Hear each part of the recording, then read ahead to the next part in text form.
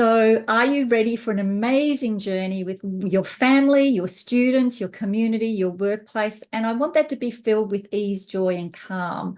So if you're an educator, congratulations for jumping on with us. I did make this masterclass for educators predominantly, but of course it's just as suitable for parents, anybody who is a caregiver to a child. So whether you're a parent, a foster parent, a childcare educator, a primary or secondary school teacher, whether you are a grandparent, whatever capacity you are in that you care for children, you're going to get a lot out of this evening. So please do make this interactive. Please do put some stuff in the chat so I can actually see who you are and what you're saying, and making sure that you're getting the messages, and that if you've got any questions, please do ask them. So I really want to acknowledge you for being here tonight, or if you're catching the replay, because I know a lot of people catch the replay.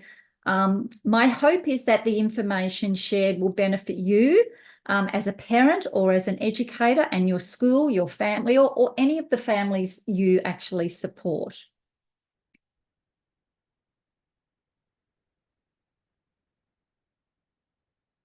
Okay. Okay, so who am I? So for those of you who don't know me personally, or who I haven't had the pleasure of meeting yet, my name's Lillian Reiki. I'm a mum of 2 adult sons.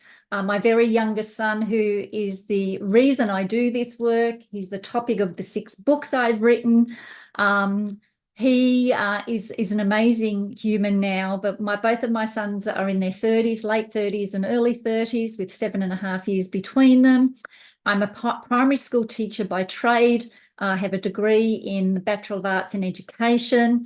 I also have a really special degree, which is, it's a pseudo degree, really, but I called it a degree in TTP, which is Tried and Tested Parenting. So that is the degree I'm most proud of, because let's face it, if we are a parent, we have done a lot of tried and tested parenting. So I've been a parenting strategist and coach for well over 25 years now. I started when my youngest son was just, 4.5, 5 years old, because basically as soon as we started on our journey with him, we started sharing that journey with other people. I'm an author of 6 books, and I've been a parenting coach for over 25 years. I'm now a Nurtured Heart Approach advanced trainer, and I've been doing Nurtured Heart Approach now for 10 plus years, and it is my absolute passion, as you'll get to feel into that this evening.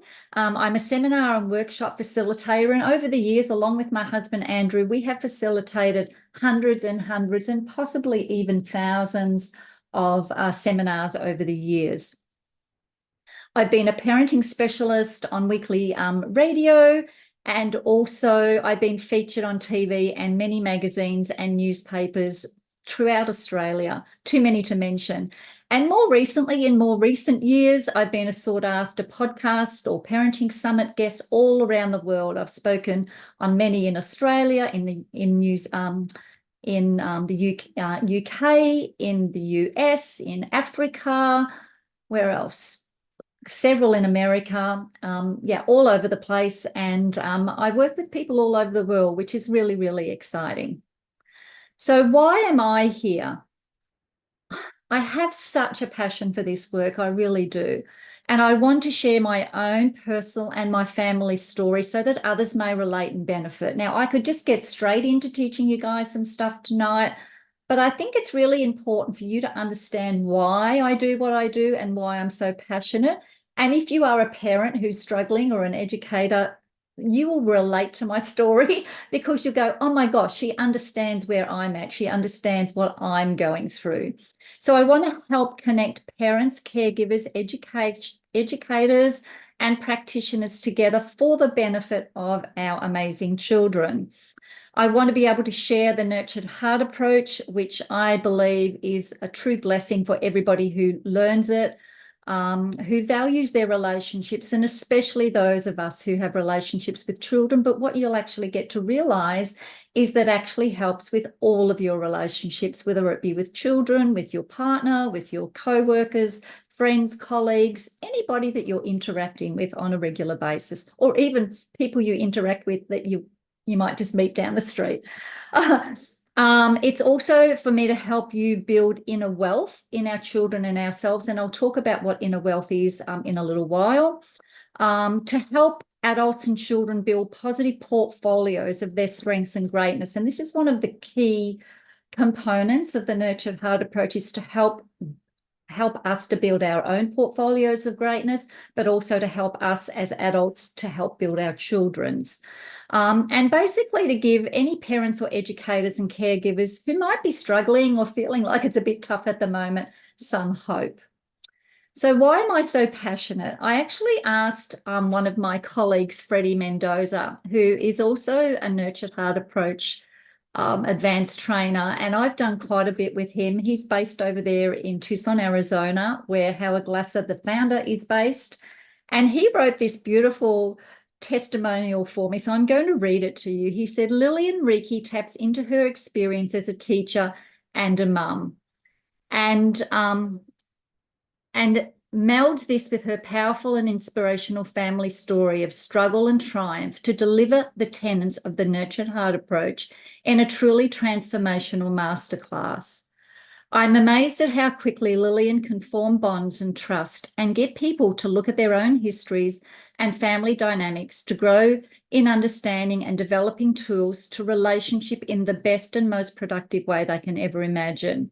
So this masterclass provides a fantastic opportunity for any person with a desire to deepen and strengthen their relationships as teachers, parents, and or people who value relating to others in a positive and productive way. So Freddie is, as I said, he's a certified advanced trainer and peer leader in the Nurtured Heart approach, who spent over 20 years teaching and coaching and administrating in high schools in Tucson, Arizona. So thank you, Freddie, so much for sharing that. I really appreciate it. And welcome to all the people who are jumping on in Zoom. So why are you here? Now, you might need to really tell me why you're here. So please pop in the chat if you're on Facebook, if you're on Zoom, pop in the chat, why are you here? Now, it could be for some of these reasons. You may be feeling currently overwhelmed or frustrated or exhausted as an educator or parent, and we're reasonably new into the new year, so hopefully you're not too exhausted yet, educators. Some days you may just feel more stress than joy in your teaching or your parenting or your workplace with children. You may want greater connection and relationship with the children you teach or care for, and also with others in your life as well.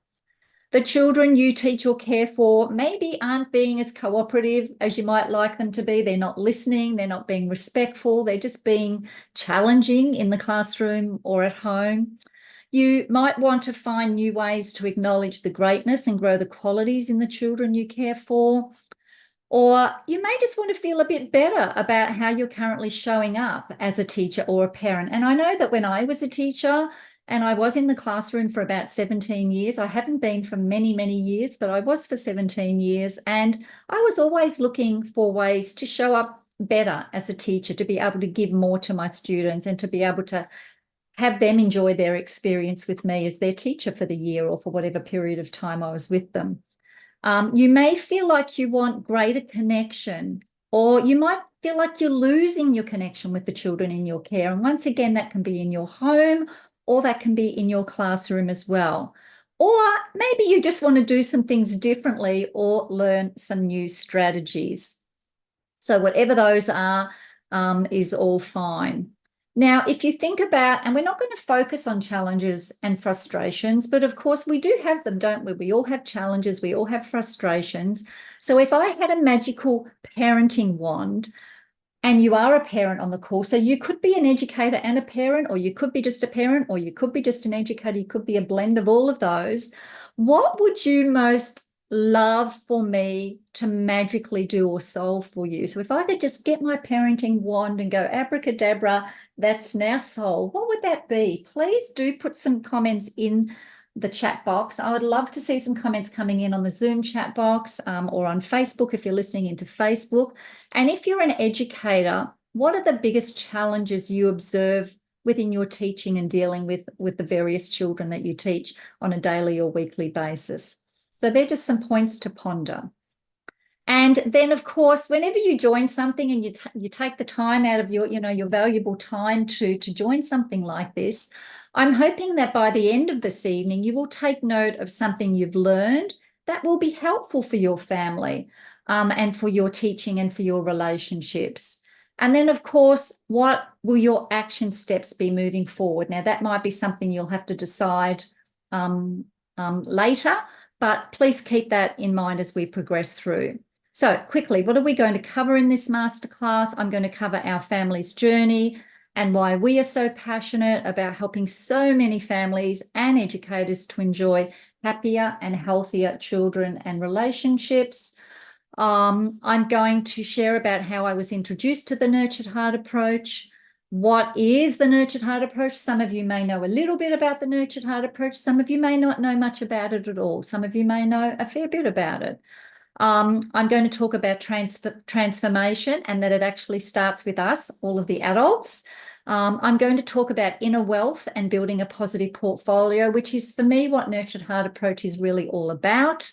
What we can offer you if you want to learn more and strengthen your relationships after this masterclass. We're going to have some educators and organisations who we are partnering with join us, or I'm going to share on their behalf this evening. And we're going to have some giveaways as well, because I love giving things away. So anybody who is on live now, so Andrew, if you can be taking note of the names of people on here, but if you are on Zoom or if you are tuning in live on Facebook, please drop a message in the chat or drop me a personal message to say, hey, Lillian, I was on live. And then I'll organise to get your postal address from you, because I'm going to post you one of these two books. So if you're an educator, I'm going to post you The Best Teacher I Can Be, which was the 6th of the 6 books I've written. This was before the Nurtured Heart approach, but you'll find as you read that it is very in alignment with Nurtured Heart approach. And it's why I love Nurtured Heart approach so much, because it was already in alignment with the way that I was thinking and what I believed in. So The Best Teacher I Can Be book. If you are a parent on this evening, you'll get a copy of the Best Me I Can Be workbook. So the teacher book is just a regular sort of book. The Best Me I Can Be is actually a workbook with spiral binding. So it's actually a workbook that kids can write in. It's got activities, it's got, poems, and it was actually written in 2005. So it was written nearly 20 years ago. And my son actually has written in this book as well, and he was only very young. So it is for all school-age kids. So basically from roughly about 5 to 15, I'd say, but you can go either side of that as well. So if you're a parent, you'll grab one of those. I'm also going to be giving away some one-on-one calls. So 5 people will get a one-on-one call with me valued at $247, and a couple of people will get the Nurtured Heart Approach Transforming the Intense Child Workbook by Howard Glasser. So please do stick around to the end, because Andrew is going to put all of your names in the wheel draw, and they will be drawn at the end of the evening. So it is definitely worth sticking around. So I'm going to run through our story fairly quickly for you, because I know that anybody who's joined my masterclasses before, I'm sorry, our story, nothing's going to change. It's going to be the same information, and I see some more people have jumped on, so welcome to people who are still jumping on Zoom. So I have 2 beautiful, amazing adult sons in their 30s, one in his late 30s, one early 30s. Our second son was born 7.5 years after his big brother, Nathan. And our eldest son, Nathan, was and still is very quiet and passive. So he was a very quiet child. He was a passive child. He was a compliant and cooperative child. And he was pretty easy to parent, to be honest with you. But then his little brother came along, 7.5 years later, and our house then became chaos. Like, it was really, really, really challenging. The birth itself was quick, but it was very stressful. I was actually put on a stress monitor, and it was a really, really challenging birth. Quick, but intense, very intense. Just like my son, very, very intense. So we did have challenges with him from birth. So from the get-go, he was irritable. If he wasn't breastfeeding or sleeping, which he didn't do terribly well, he was screaming. There was no really quiet baby time. He was very, very stressful. And I know there's some people on the call this evening who know our family and who know how full on this beautiful young man was as a young child. We had an unhappy baby. We had an unhappy and stressed big brother who actually became quite depressed because of the situation in our family. And we had very, very, very, I'm going to add many very, very, very stressed parents. It was very, very challenging. So by the time he went to childcare, so at about age 3.5 years old, I went back to work.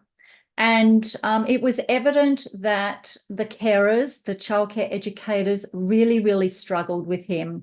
So it wasn't just me struggling in the home as a parent, which was kind of a little bit reassuring in some crazy sort of way, that other people were struggling with his behaviour as well. He went to 5 childcare centres over 2 years, and in the large country town that we lived in back then, guess how many childcare centres there were in our town? 5. Yes, that's right. And he went to all of them. He was diagnosed initially at just short of 4 years old with by a paediatrician. First of all, by a psychologist. So they actually had a psychologist come into the childcare centre. He was diagnosed by the psychologist initially, but then by a paediatrician, by a psychiatrist, with initially with childhood depression, would you believe? And if anybody was depressed, it was probably his mother.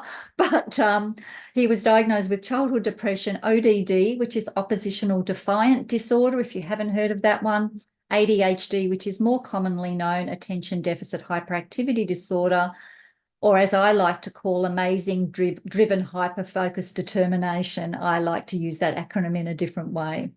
And medication was recommended by all of those practitioners, but my husband Andrew and I actually chose not to take that path. So I won't read all of this to you, but this was a typical day for him in childcare. So in his 4th out of 5 childcare centres, so if you're listening in either live or to the replay and you're an early childhood educator, you might relate to some of this, because a typical day for him in childcare was very stressful. They actually kept like communication books, and they were very difficult to read in that, there was so much negativity in them. But in these communication books were all the things that he did on a daily basis. And there were, like, often most days 20, 30, 40 entries into the communication book. And probably 90+% of those were negative things. So they weren't positive things. And as you can see there, he got up to a lot of things in preschool. And it was a really, really challenging time for him.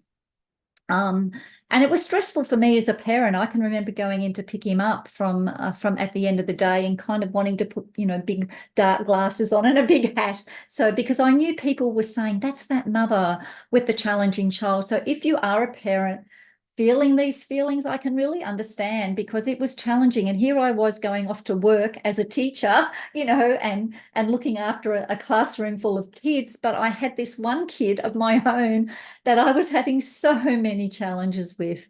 It was very, very stressful. So this is his first day at school, a regular primary school we enrolled him in initially. He looks happy enough, but it was very, very, very stressful year. It was extremely stressful. And he spent more time in time out than he did in learning. And I don't know whether, time out is a common thing used in classrooms today, but definitely back in the day, he spent more time in time out than he did learning, which was not a positive thing, of course. We did have some happier days. Who has heard of the Steiner school system? I know that we've actually got some educators on this evening, and thank you for joining us from a really amazing local Gold Coast school, which is a more alternative school. And if somebody from that school wants to write their details in the chat, please do. I was already speaking to a parent today who said, please tell me about this school. So he went to the Steiner school between years 1 and 5. And he had a reasonably good time there. The teachers were a lot more understanding. They were a lot more considerate of his differences. And he had still had some challenging times there, but he basically was happy there. But after the Steiner, unfortunately, it closed down due to financial reasons, which was really sad because it was an independent school. He then went to another local primary school before we then actually moved to Queensland. And we moved to Queensland. One of the reasons we moved to Queensland was to be closer to family, but another reason was just for a clean slate and a new start for our son, because he had created such a name for himself in the country town. It was a large country town, but in the country town we lived in. So we wanted to move on. So he went to another primary school. Unfortunately, that didn't go so well. And then we then decided to move him again in year 7 to a private secondary school. Well, he was still in primary school, year 7. No, sorry, that was the start of year 7. So far, he went to 5 daycare centres, 1 kindergarten and 3 primary schools. So what's that? 9 schools by the time he was 5. So, not very positive at all. So year 7 was his first year in this private school. And as you can see, the nice, school uniform and everything there. But he had so many challenges in this school, and they actually asked him to leave that school at the end of first term of his second year there. He actually had a school record at that school, which you might think, oh, that sounds positive, Lillian. But unfortunately, his school record was for having the most red cards. So in that school system, they had a disciplinary system which started from yellow, green, blue, and then red. And most kids in their school career never got a red card. But our son, of course, had the most red cards in the whole school, including the bigger kids who had been there for many years. He got asked to leave that school, and then we had to make a decision where to from then. So then we had to put him into another, secondary school, just a regular kind of high school, public high school. And things went from bad to worse. He started mixing with the wrong kids. Things were very, very stressful. And the next couple of years were probably the most stressful for my husband and I. And this is when, we believe he revolted. And if you look at the word revolt there, and you look at the 4 letters in the middle, and if you look at them back to front, the word love is in the middle of the word revolt. So I feel that a lot of kids who revolt are really just seeking connection and love, as do all kids, but the kids who are the ones who are revolting are the ones who are saying, I really need that. I'm really seeking that connection and relationship. So this was the most stressful part of our journey by far. It was 10x the challenges that we had from age 3 to 5. So he went to 2 secondary schools in 2 years, non-attendance or suspended for more days than he attended. So at the end of his school year, in the first couple of years of high school, there were more non-attendance days than attendance days. Many of those non-attendance days were because he was constantly being suspended. That makes sense. So he was being asked not to attend. And often he was being asked not to attend for wagging or truanting, which didn't make any sense to me. But anyway, that's how it was back then. So he had a terrible reputation with his teachers. We had many, many calls from the schools. It was terribly stressful for my husband and I. He was labelled as an absolute troublemaker at school. He was mixing in the wrong crowds. He was getting into inappropriate behaviours, in trouble with the police even. And he ended up leaving school at age 15 with very poor school attendance and grades. But then fortunately, the universe stepped in and we connected with our angel and our parenting coach, Frank, which is why I'm so super passionate about being a parenting coach, because Frank, I dare say, and I'm sure Andrew will agree with me, really saved our lives. Now, I'm going to quickly share this story with you. It's not a happy story, and it's actually probably my biggest regret in my parenting. And even, 16 plus years later, my heart still pumps when I think about it. So I'll tell the story as quickly as I can, but I want you to understand, if you are going through some struggles, I can absolutely relate. So our yelling and nagging and threats and upside down parenting led to very challenging and disconnected relationships in our families, and particularly after this incident. Now, you'll see a young man there lying in a gutter. That is not our son, but that is basically the state that my husband found him in. So this particular day, we got yet another phone call from the school saying that our son had been in yet more trouble. This time it was serious. We had to go to the school, and it was towards the end of the school year. So it was in November, and they wanted to suspend him for 20 years for 3, what I believe are not major things, minor-ish things that apparently happened. But he got in trouble at the school, and the school was calling us to say he's going to be suspended. We need you to come up to the school, but also that he's taken off. He's not there. He's gone. And this was just after lunch. So my husband was at work. I was home based, so I was at home. And anyway, so we just waited for him to come home, and he actually did come home reasonably soon after he normally would have after school. Probably didn't want me to think anything had gone wrong. So having had that phone call, one would think, if I was thinking properly and if I knew what I know now, then if I'd known now, then what I know now, I would have definitely dealt with it differently. But as soon as he walked in the door, the poor kid, I didn't say, how was your day, love?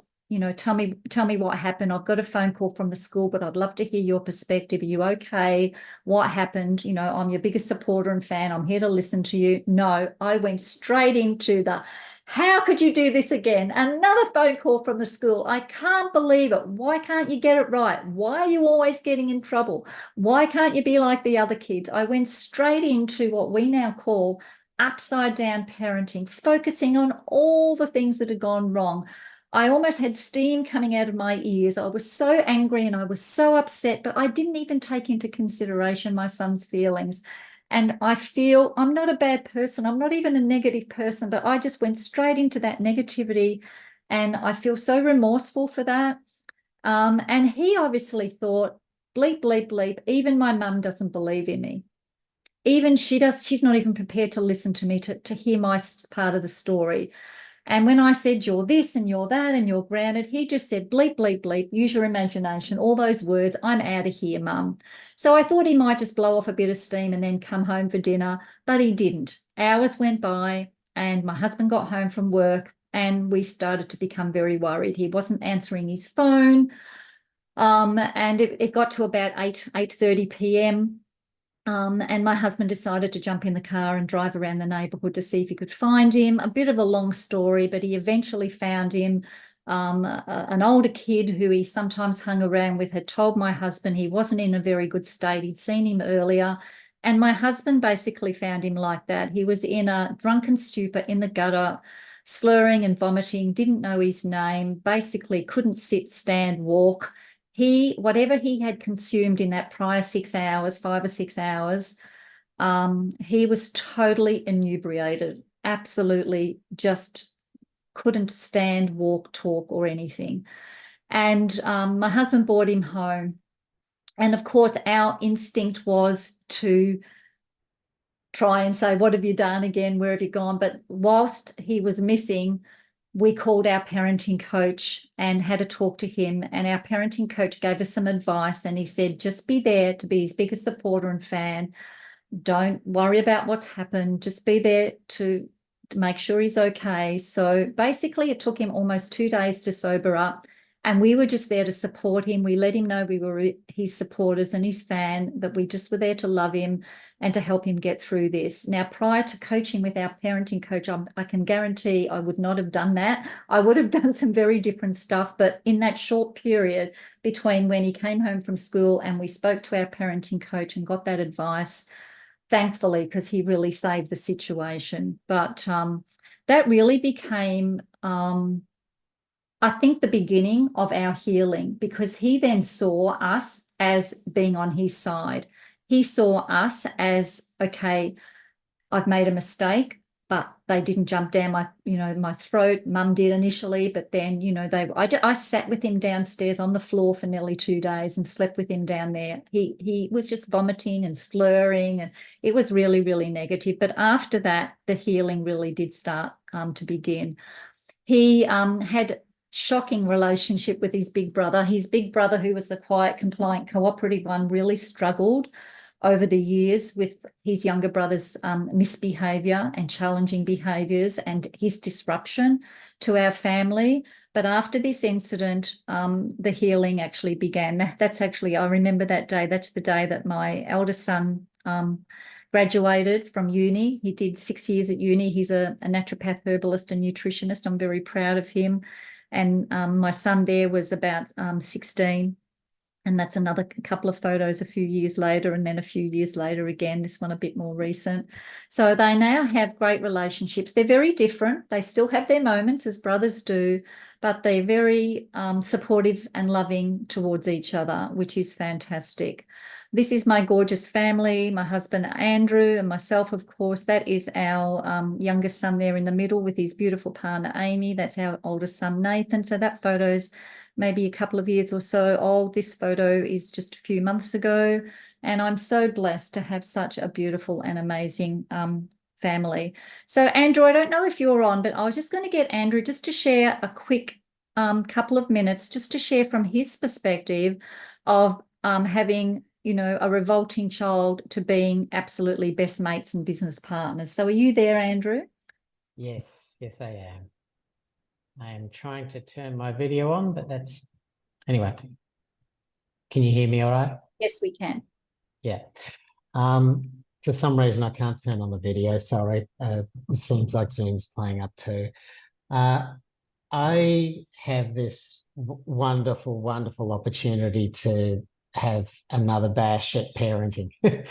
And I've been able to, last 12 years now, work very closely with my son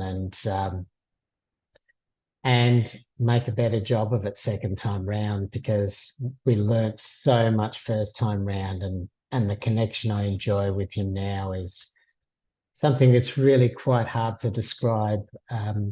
Clients look at us quite strangely sometimes because they don't really experience people communicating with the level of respect that we have, especially tradespeople. And so it just scares me to think of what would have happened if we hadn't been open to new information at the right time. And the learnings that Lillian shares through her trainings are just, they've been such a blessing to me. I get to live them every single day of my working life, and every day that I interact with our kids. And I just can't begin to describe how much that means to me. Awesome. Thank you so much, Andrew. And Andrew and Caleb have such an amazing relationship, and everybody who sees them together, they're just blown away. And I think in 12 or 13 years of working together, they've never had raised voices. They've never disrespected each other. They've maybe disagreed on things and had discussions about things. But I can tell you one thing, back when our son was, 14, 15, 16 years old, they clashed big time. So it's so beautiful now to see them being so close and such good friends. And Caleb actually wrote this lovely poem for his dad when he was 16, and we still continue to get beautiful affirmations. I actually had my son just write me the most beautiful thing. I won't read it out, it's very personal, but something that he wrote me just the other day that just made me cry. He has such a beautiful way with words. But let's get stuck into the nurtured heart approach, because that's what you're all here to hear about tonight. And of course, it takes months and months and months to really learn the nurtured heart approach and to implement it fully into your life and into your home or into your classroom, because it is a whole new way of communicating and relationshiping. But after we did our coaching with Frank, he really taught us all about the power of our words, what we focus on, the language that we use, how we, the energy that we give in and around our family, and how important and how vital our words are. Our words have such power. They have power to empower, or they have power to disempower. So our words are very important. But in 2013, And there's a story to this, and I won't go into it tonight, but I found out about the Nurtured Heart approach, and I was so excited because it's so aligned with what I already was all about. And all of my 6 books have been written, and it was so in alignment with my thinking. So I did I actually was I did the very first Nurtured Heart training in Australia in 2014 live with Howard Glasser. They're all online now, so there's no more live ones. And then in 2021, I actually became an advanced trainer, but I've just got Howie on a little video. He's going to introduce himself here now. Hi, Lillian. Hi, my friends in Australia. I am so happy you found your way to the Nurtured Heart approach. You're in the best of hands, and I hope you enjoy the ride. It will be revealing and fun and empowering. Be well. Thank you, Howie. Howie really is just amazing. He has such a passion for helping anybody who deals with children to really enjoy happy and healthy relationships, really heart-connected relationships. So Howie's written about, jeepers, I think about 17 books now, and I've got probably most of them. I'm currently actually reading one of his books about for educators, the Inner Wealth Initiative, the Nurtured Heart approach for educators.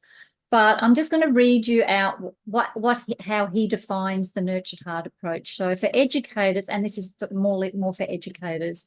So for educators, the Nurtured Heart approach gives you a formula, a method for sending positive and uplifting messages to every child and student with positive, focused intensity, no matter what grade or age level. A school where Nurtured Heart approach is in place would be a school where the principal could do for the teachers what the teachers do for the students, and that is to increase inner wealth, which in turn helps them to do their work and with greater enthusiasm and confidence. So when Nurtured Heart approach enters a school, the positivity and focus on creating success affects everybody. So from teachers to administrators to the students, and often the parents get involved as well. So parents of the children at the school are so impressed by the changes in their children that they too are drawn to learn more about the approach. So it's win-win-win for everybody.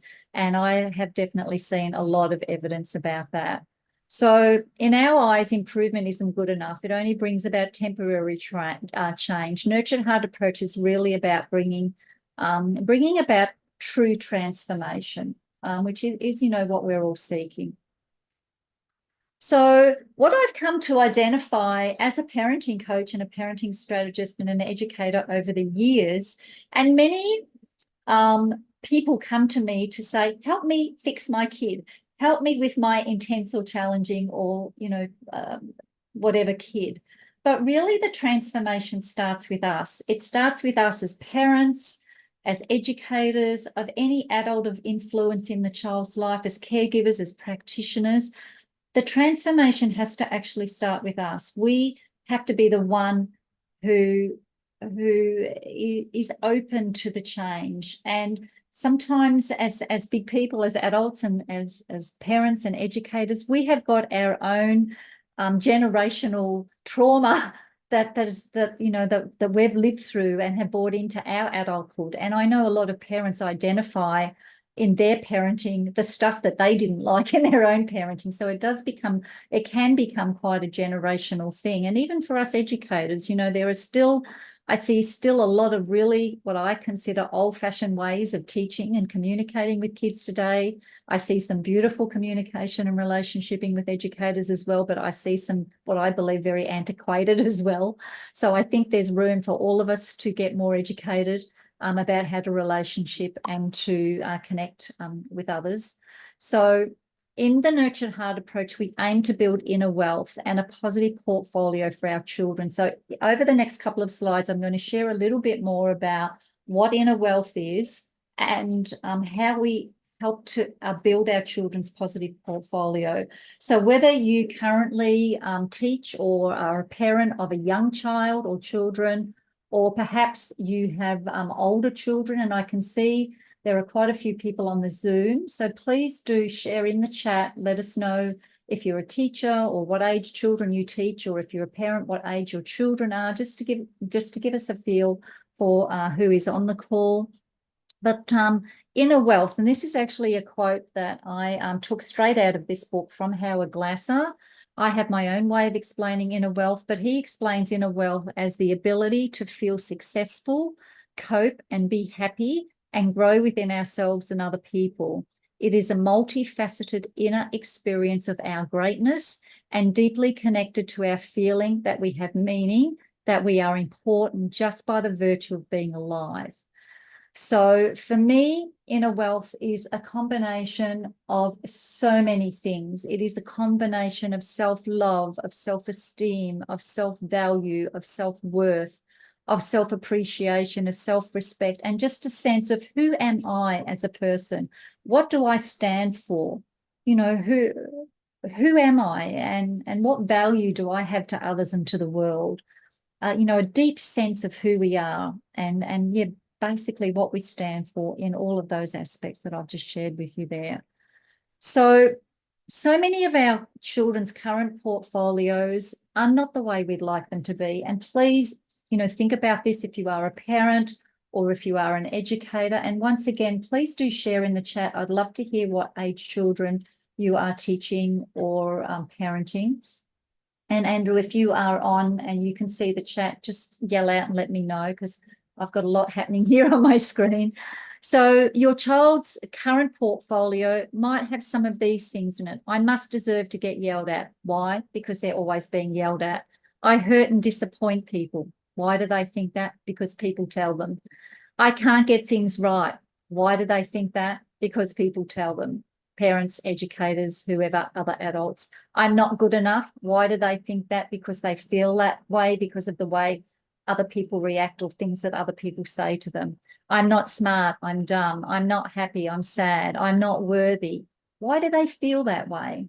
Who's making them feel that way, or what's happening in their lives to have them feel that way? I'm not understood.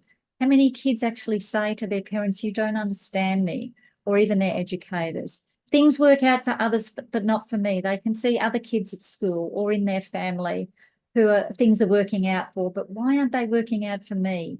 Some kids even see themselves as broken and need fixing. And I know, you know, I've actually heard kids say this, you know, if for example, medication is suggested. Why do I need medication? Am I broken? Is something wrong with me? You know, all of these sorts of things. I'm unpopular. I'm always in trouble. Why do they think that? Because they're being told they're always in trouble by other kids, by other adults. I have no friends, or others don't like me. They have a sense of not being liked. You know, nobody wants to listen to me. All of those sorts of things. And so their portfolio of how they see themselves is that as not a so great person. And you can see here, I've actually got a picture of somebody carrying, I'm assuming that's like an art portfolio. But if you actually imagine as your children progress through their lives from babies to toddlers to children, teenagers, adolescents, young adults, just imagine they're constantly carrying this portfolio with them.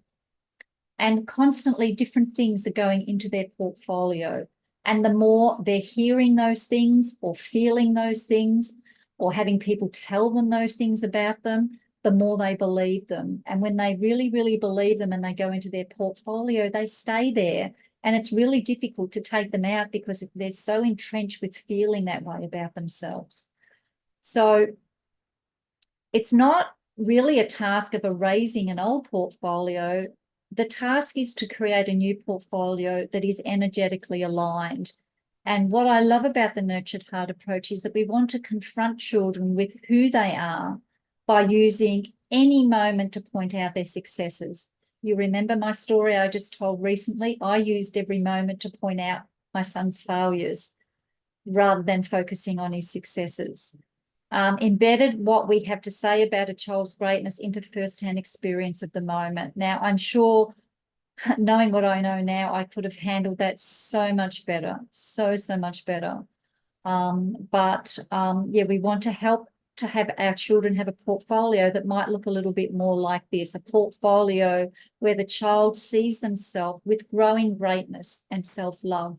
So it might not be full of greatness now, but we want to continue to grow that. We want to continue to put things into their portfolio that tell them things like, I'm respectful and deserve respect, that things do work out for me, that I can follow my dreams, I have a healthy body and I make great choices.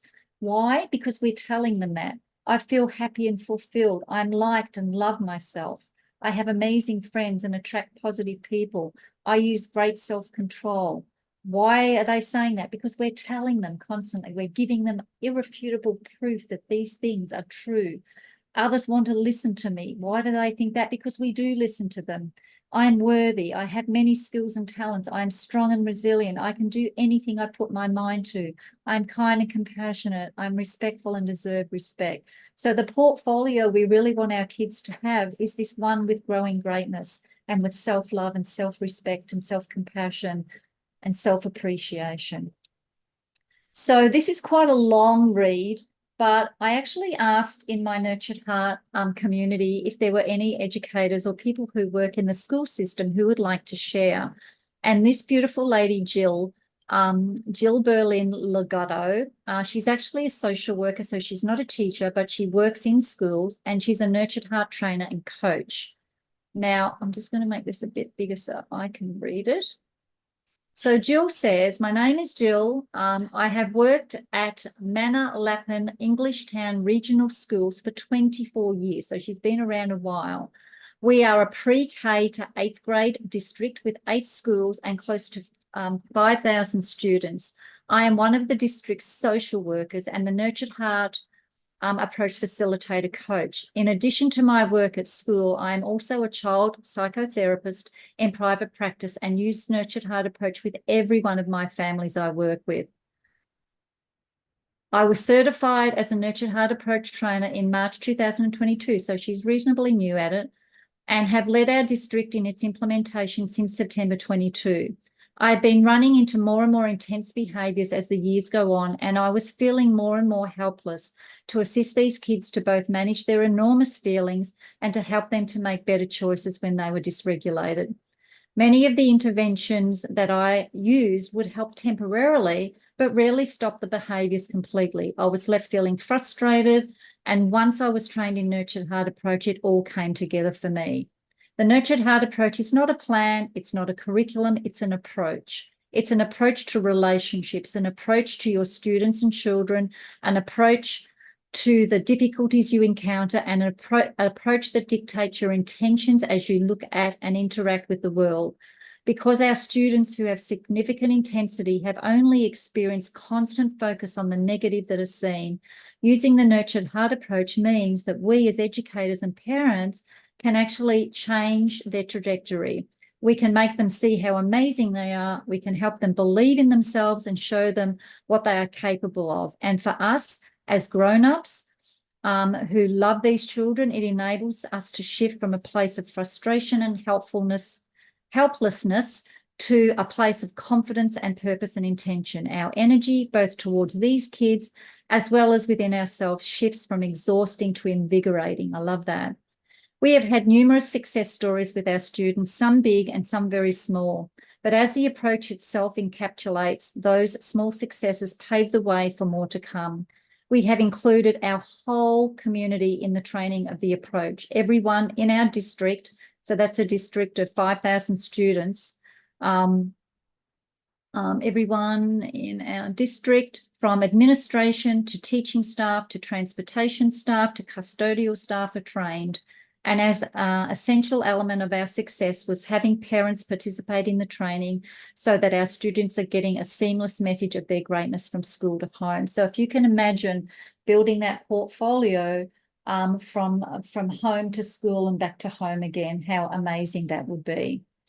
So most children, and let's face it, humans, we all seek relationship and or approval. Now, some kids who we say are more heart connected seek relationship with more intensity and zest than they do approval.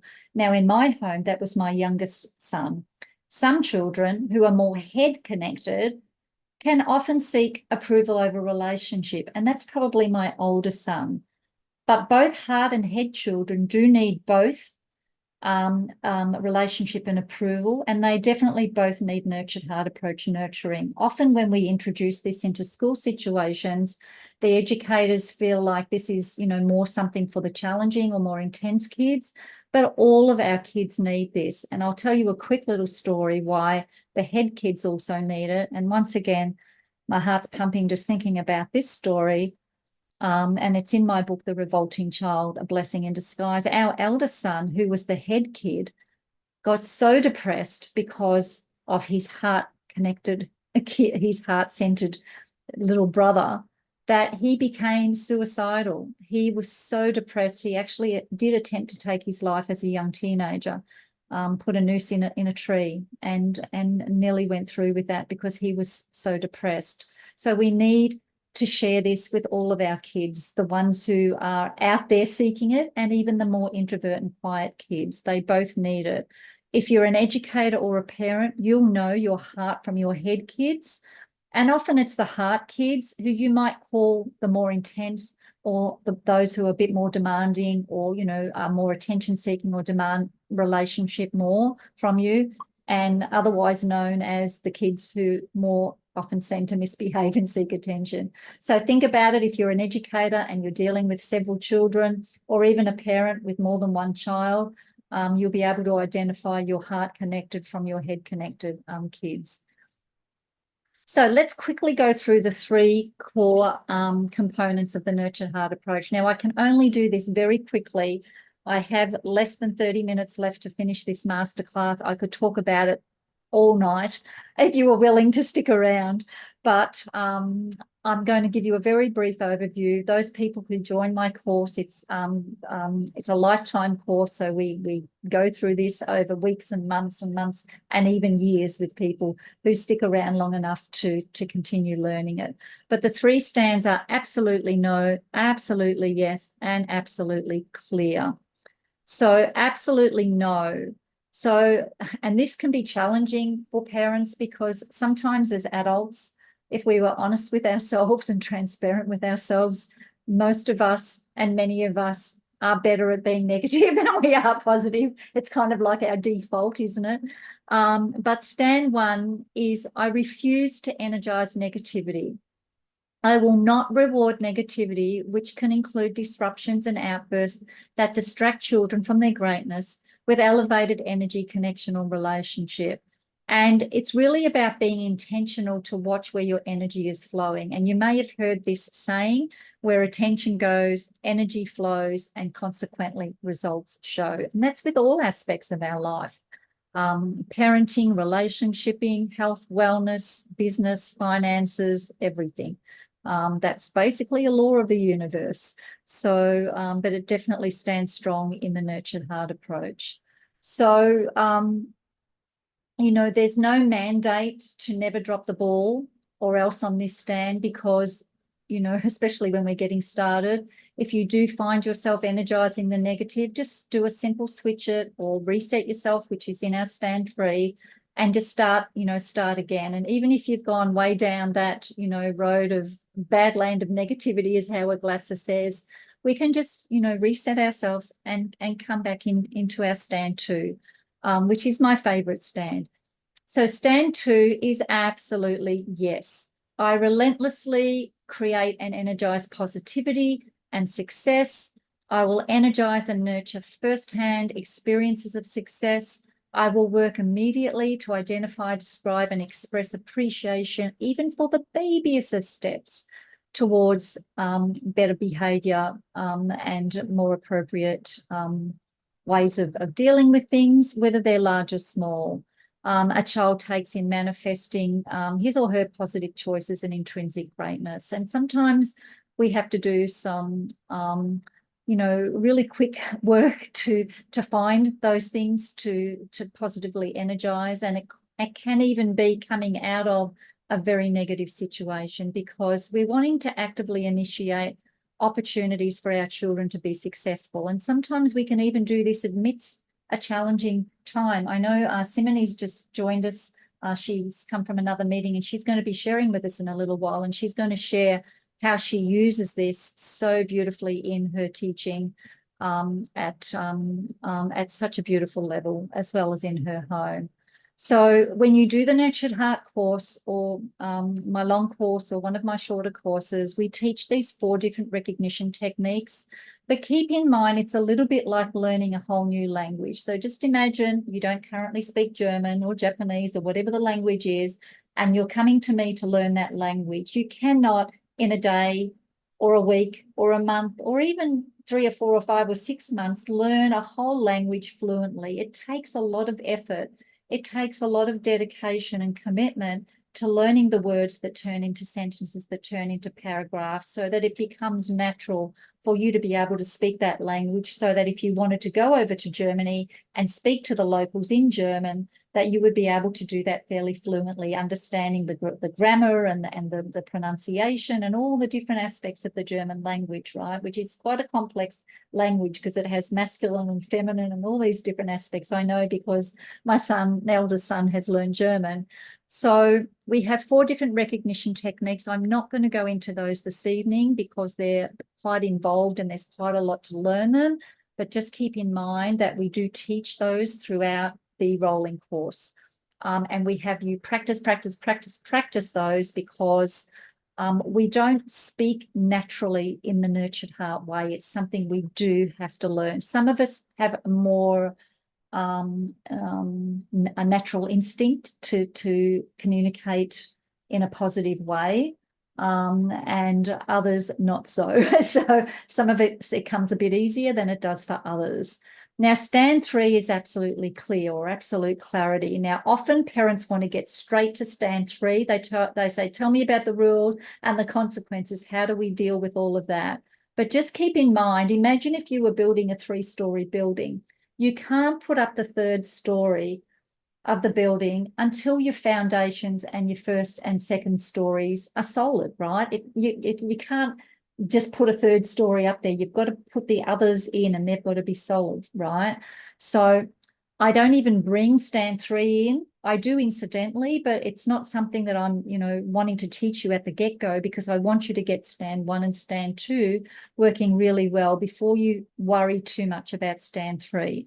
But stand 3 is all about setting and enforcing clear limits and clear consequences in an unenergized way. Kids need limits, and they need clarity around what those limits are. If we're wishy-washy, one day they can do this, one day it's not a toe over the line, the next day it is a toe over the line, kids become confused. We all know that, right? It's about consistently enforcing rules and providing immediate consequences each time a rule is broken by way of a simple form of consequence that we call the reset. This is the most beautiful aspect of this stand. I will recognize the child in the moment they have reset, and then create that next moment as an opportunity for success. So it's kind of like doing this Nurtured Heart dance. So you're going from the various stands, not necessarily in order 1, 2, 3, but for example, there might have been a rule broken and there might have been a challenge, and the kid and yourself have reset. Then you go back into stand 2 and acknowledge and recognize them for that. You might need to go back into stand 1 because you might need to reset. You might be feeling escalated. So we help you learn the steps to this dance, whether you're a parent or whether you're an educator. It's beautiful to see in the classroom, especially when if the school takes it on as a whole and all of the teachers are doing it in the school. It's such a beautiful thing to see. And Simone's going to be sharing with us about that later. So the other part of stand 3 is the reset. So this is the key to consequences and getting back into a positive zone.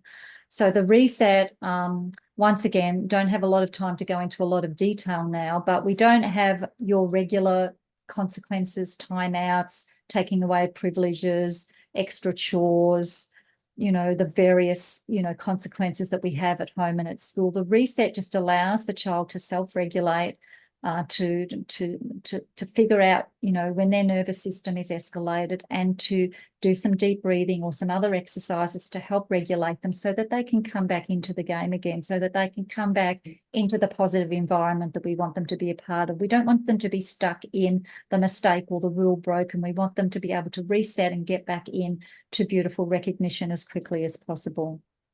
So Inya was going to be on with us live this evening, but it looks like she hasn't made it live on Zoom.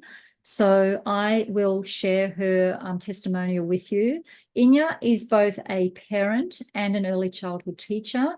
She came to me about November last year. I actually was a guest speaker in an early childhood educator summit, and I happened to be the first speaker on that summit. It was like a 3-day summit.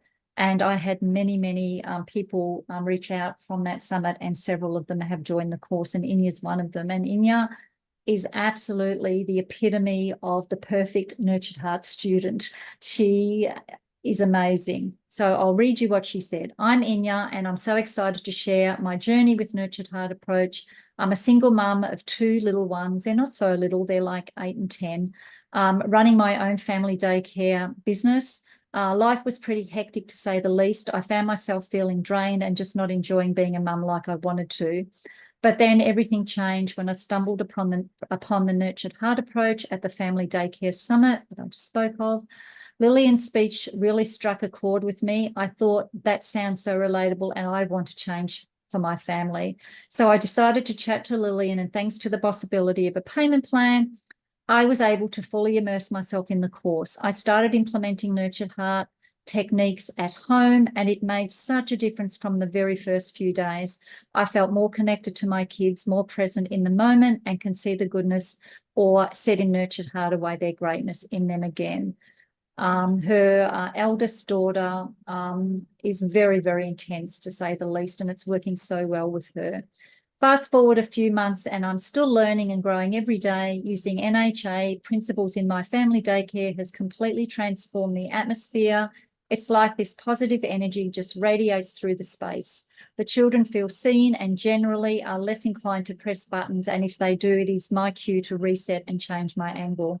I work with kids aged 3 and under, and even though their actions are generally instinctive and their language is growing, even here, Nurtured Heart really shines. These little ones are like sponges, soaking up all the positivity we can give them by the energy and the way we talk to them. It's amazing to see them grow and develop, learning to navigate their emotions and behaviours in such a supportive environment. So yeah, I'm a true believer in the Nurtured Heart approach, and I'm passionate about sharing it with anyone who will listen, because seeing the impact it has had on my life and the lives of those around me, I know how worthwhile it is. It has been truly life-changing. So thank you, Inya, for sharing that. So I want to allow some time for Simone to share. So I'm going to run through this fairly quickly, but I love how Howard Glasser actually helps to teach us about the Nurtured Heart approach through using stories and analogies. And he has this Toys R Us story. So if you imagine, as a parent, when we are home with our children, or you as the educator, when you are in a classroom with your students, we are the children's favorite toy. So as the educator, you might be the favorite toy for quite a few people in the classroom. And as parents, we are favorite toys for our children. And when you think about when a child gets a new toy, they want to explore it. They want to see how it works. They want to press all the buttons and see what's exciting about it, what's not so exciting about it. And kids actually get almost like you can think about a remote control with us when we're parenting or teaching them. They know what buttons to press. They know how they're going to get a response, when they're going to get a response. And we actually become their ultimate entertainment center, as I say, with remote control and all. And often, sadly and unfortunately, a lot of kids get to realize that they get more from us as their favorite toys when they're mucking up, when they're doing the wrong thing, because that's when we come to life. Our responses to the positive, when they're behaving, following instructions, being cooperative, happy, healthy, loving, we don't give them as much connection and relationship then compared to when they're mucking up, breaking rules, being disrespectful, etc. So we're inadvertently, in ways, showing children they get more from us, their favorite toy, when they're being negative, or when the situation is negative, when they're not listening, when they're being inappropriate, whether that be in a classroom or in my home. And when I think about my parenting and my teaching, and when I reflect back to my teaching, and I haven't been in a classroom for many years, but I now go, duh, how come I didn't get this? Like, the kids who were those intense kids, those heart kids who really demanded that relationship and connection, got like 90% of my connection and my relationship and my attention for all the negative things they were doing, the things they were doing wrong, the behaviours that that weren't following the rules, etc. When they were behaving or doing the right thing, they probably got little or no connection from me. In the nurtured heart approach, we call that junk food praise. We might have said a good job, well done, type of thing, but they weren't getting that beautiful, nourishing recognition and connection and relationship when things were going right, or even when they were making steps towards things going right. When they'd gone from escalation 9 down to escalation 6, we didn't acknowledge them starting to use self-control, starting to calm themselves down, being respectful. They're not yelling now, they're looking at me. They're still upset, but they're looking at me. They're being respectful in this moment. So we're boring often when things are going right. And if you think about, particularly in your parenting, if you think about when are we radiating the most energy, it's usually when we're threatening, when we're punishing, when we're reprimanding, nagging, lecturing, and yelling. That's when we give the most energy. That's when we give the most connection and the most relationship, not when the kids are being compliant and cooperative and loving and caring and respectful and all of those things, right? So if you think about it, and I've got my little trusty watering can here, what are you watering and giving energy to?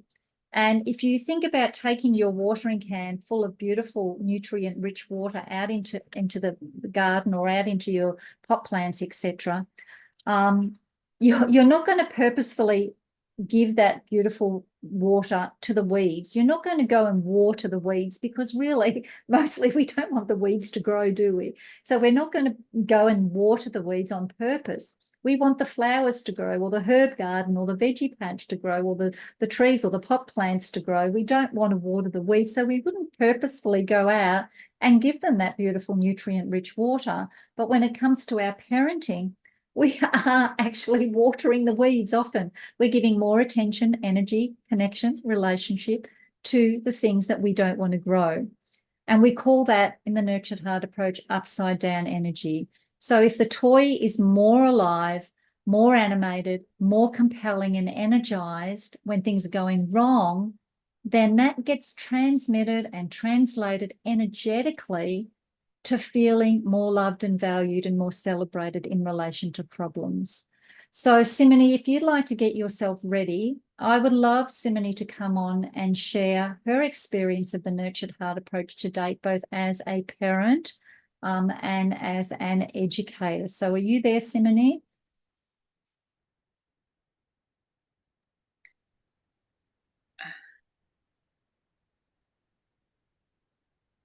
We have Good evening.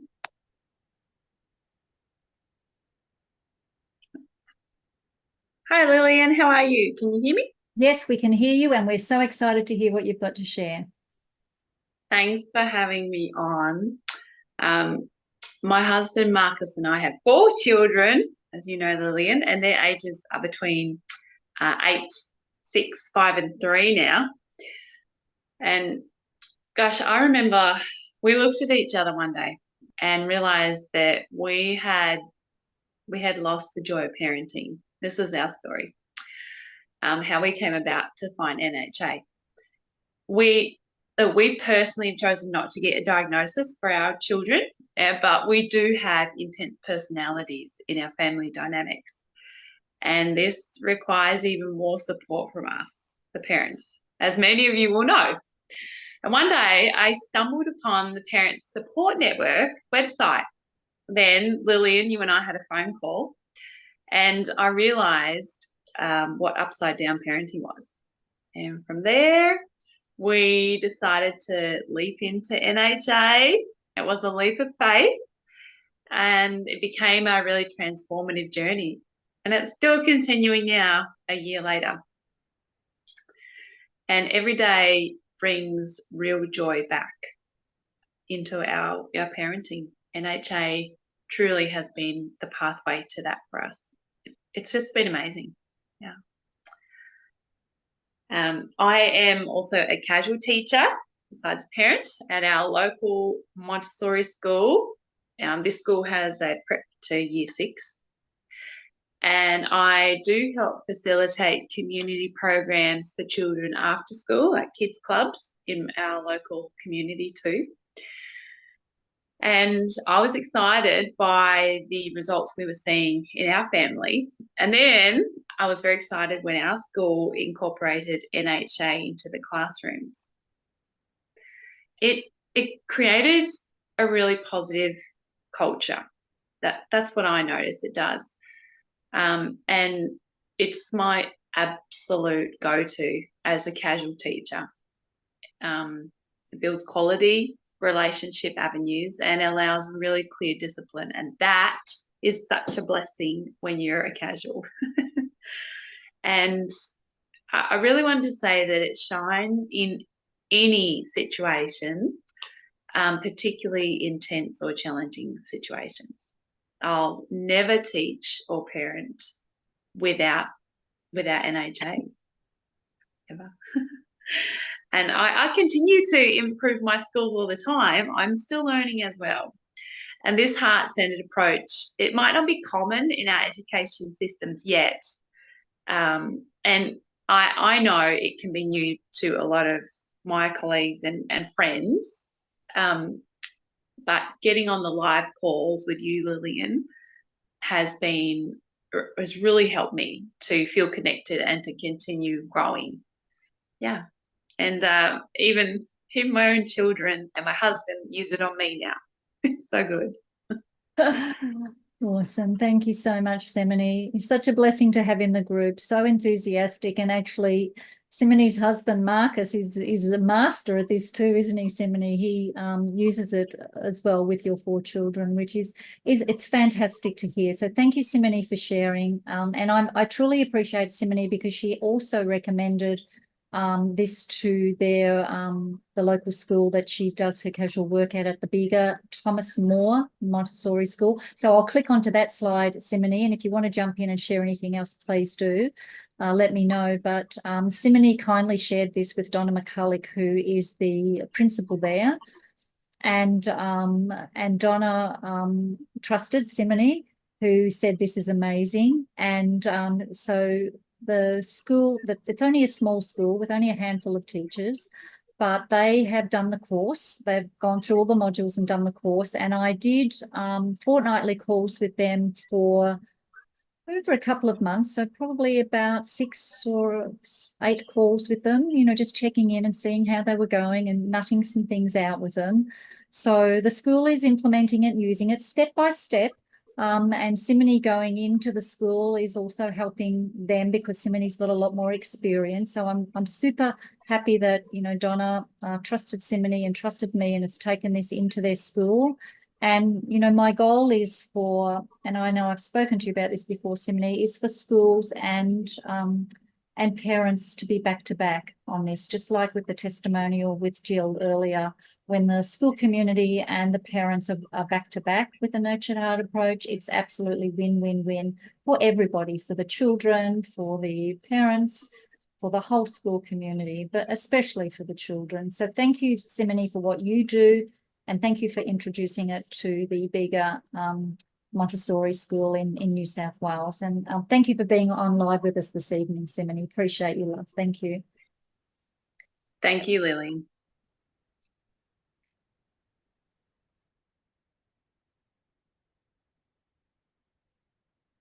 Okay, I'm back.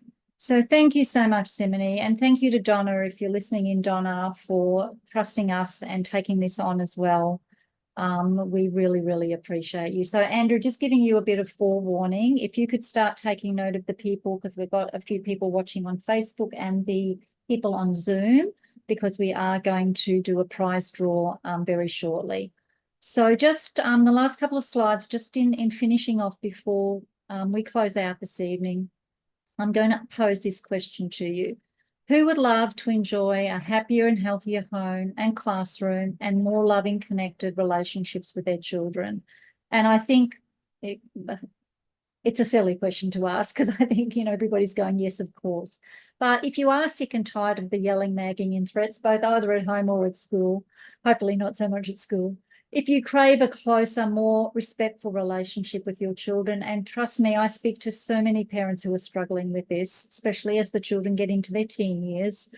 If you want to gain cooperation with children rather than control, if you want your children to be both happy and healthy today and growing into their adult years, because keep in mind, parents particularly, it's not just the relationships we have today when they're 5 or 15, but the relationships we want when they're 25 and 45, when they've got children and you've got grandchildren. And they're those ongoing relationships that we want to nurture ongoing. That's my thinking anyway. If you want to enjoy your day-to-day workplace and interactions with the children in your care, so for educators, if you want your job to be more joyful, so not only to have kids who are more happy and connected and cooperative and kind in your classroom, but for you to actually enjoy your workplace greater and have greater joy in your workplace, this is definitely for you. If you just want your kids to listen and follow simple instructions at home or school, this is for you. If you want to know that when your kids have kids, that you'll be super connected parents, or as an educator, that your students will talk about you fondly for years to come, who would love to be that educator who in 10, 20 years' time, your student this year in 2024 is talking about you in 2034, 2044, about how amazing you were as an educator, how much you helped them, how you made them to feel, how you helped to build their portfolio of greatness. How awesome would that be? So it's not just us parents, you know, it's for the teachers as well. And if you tick any or most of those criteria, then you'll definitely want to come and join us in our Nurture Heart course. So I'm not going to read all of that out, but by all means have a quick perusal. But my course, I've changed over the last few years.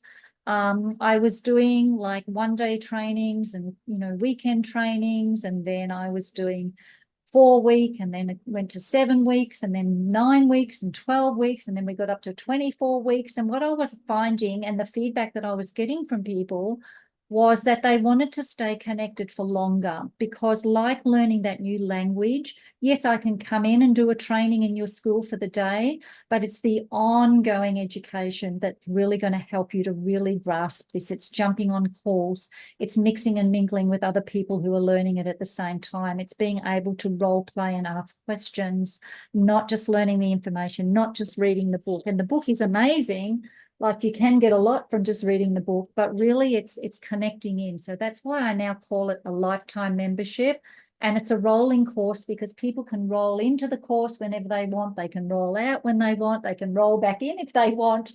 And some people do roll in and out a little bit. They might, I've got people who, you know, did the first course 2+ years ago, and they're still coming in and connecting in on the calls.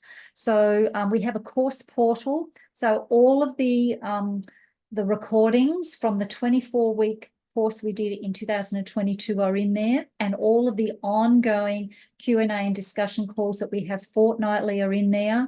So there's like 60+ recordings in there now. We have some health and wellness recordings in there from Naturopath Nathan, my eldest son, because he also helps us to work on the health and wellness side, physical and emotional health and wellness of our children and ourselves. So the course portal, the reason I love how it works now is that it's self-paced. So, you know, I have recommendations of how to pace it, but basically people can pace it at their own pace. So whether you're an educator or a parent, like I know Inya, for example, she uses every Thursday night for her Nurtured Heart night. We have our live calls every second Thursday. On her other Thursday night, she does she sits down and does the modules. We have a workbook that actually goes along with the course.